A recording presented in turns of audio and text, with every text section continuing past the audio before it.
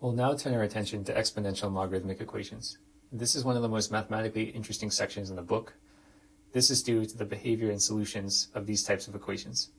These problems are a good set of mathematics just to sit down with coffee and music and solve them like Sudoku problems. We're going to break this section down into three different pieces. In part A and part B, we'll be talking about the headlining part of this section, which is exponential equations and logarithmic equations. Again, these are going to be two sides of the same coin. And then in part C, we'll be looking at real-world applications to these types of equations. Let's go ahead and get started on part A. An exponential equation is an equation where the variable occurs in the exponent. There's going to be numerous ways to solve these types of equations. One of the first ways that we're going to encounter will use the property that exponential functions are one-to-one. Let's recall what one-to-one means for exponential functions. Given an exponential ax, which is equal to ay, since these types of functions are one-to-one, this means that x needs to be equal to y. We're going to go ahead and use this property to solve an exponential equation. Example 1, let's go ahead and solve the following.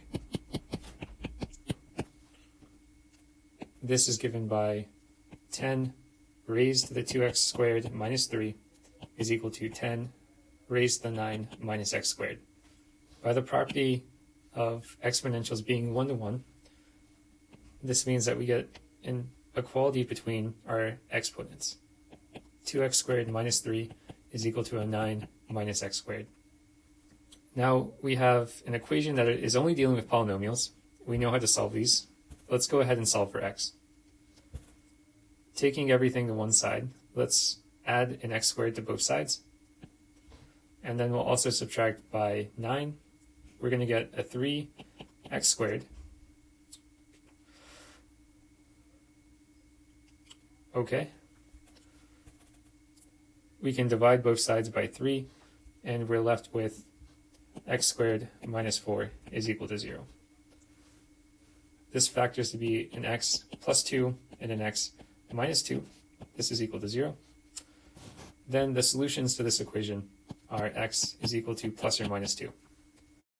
In the next example, we'll see an exponential equation where we can't solve it using the one-to-one property. Example 2. Again, solve the equation. 2x minus 10 times 2 minus x plus 3 is equal to 0.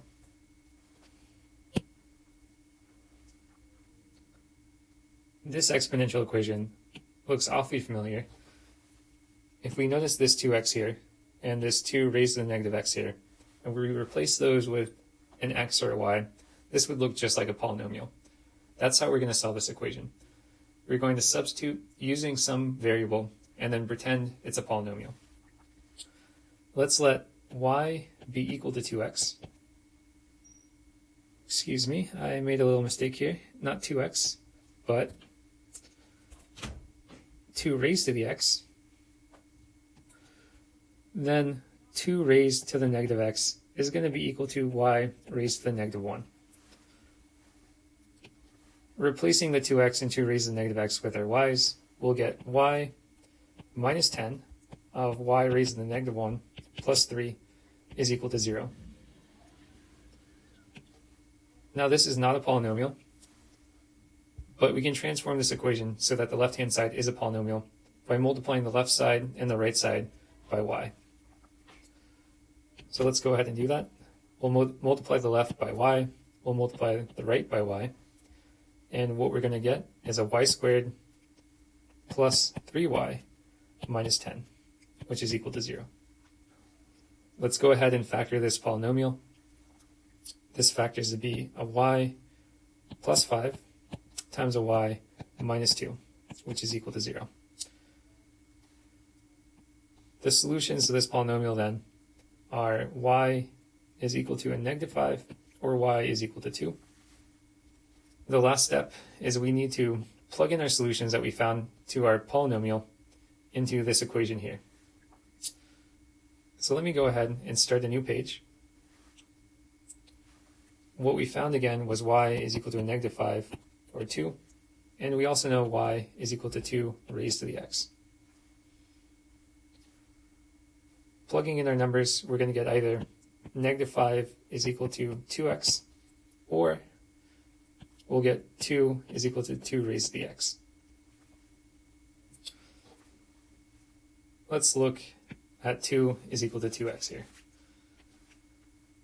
We could rewrite this as 2 raised to the first is equal to 2 raised to the x. Then, since exponentials are 1 to 1, this implies that 1 is equal to x. There's a few different ways to deal with negative 5 is equal to 2x here. We'll go ahead and do this graphically real fast. One thing we know is that the graph of our exponential function looks like the following. And the range of our exponentials is between 0 and infinity. That means that negative 5 is never equal to 2 raised to the x for any x value, because every x value we plug in is going to give us a positive number. So this is not a solution to our equation over here. The only solution to our equation is x is equal to 1. Another way that you could have shown that negative 5 is equal to 2x is not a solution. You could have rewrote this using logarithms. So take the log, I don't know why I keep doing this. This is not 2x here. This is a 2 raised to the x.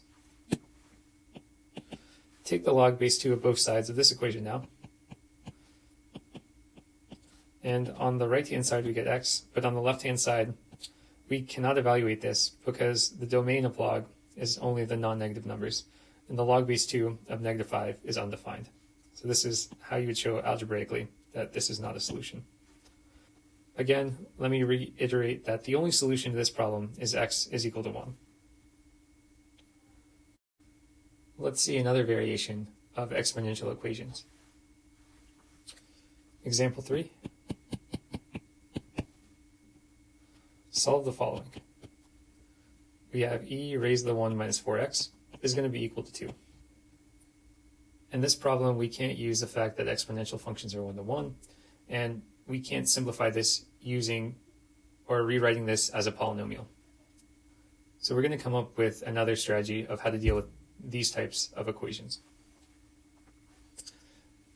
Let's rewrite our function.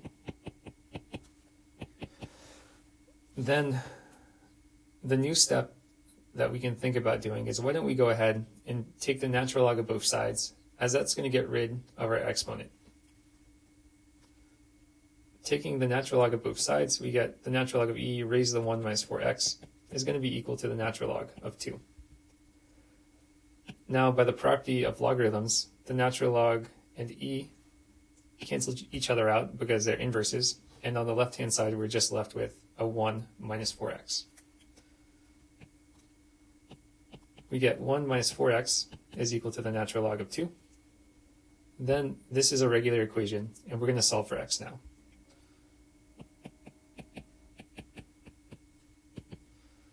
And the last step, go ahead and divide both sides by negative 4. We find that x is equal to the natural log of 2 minus 1 divided by negative 4. Let's try one more example. Example number 4. Let's go ahead and solve the following equation. This is x squared times e to the x plus x e to the x minus e to the x is equal to 0. This problem also looks like a polynomial, and if we replaced our e to the x with a y again, we'd get not a polynomial on one variable, but a polynomial on two variables. So we do not want to replace our e to the x with a y this time. Let's go ahead and try and think of another strategy here. What we can see is e to the x is in each term here. Why don't we go ahead and pull e to the x out of each of these terms? What we're going to get is e to the x times a polynomial, x squared plus x minus 1 is equal to 0. Then dividing both sides by e to the x doesn't change the right-hand side because we have 0, which leaves us with the following equation: x squared plus x minus 1 is equal to 0. So we simplified our exponential equation actually to a polynomial. And if we solve this polynomial, we solve our exponential equation. I'm not sure how to factor this exponential, so let's go ahead and just use the quadratic formula. Excuse me, I didn't mean to say exponential for this equation. I meant polynomial. So applying the quadratic formula, let me go ahead and write that out real fast. This is our quadratic formula. Again, applying it to this polynomial here, what we're going to get out is -1 plus or minus the square root of 1 squared minus 4 times -1 times 1 divided by 2. Simplifying this, let me go ahead and rewrite this on the next page.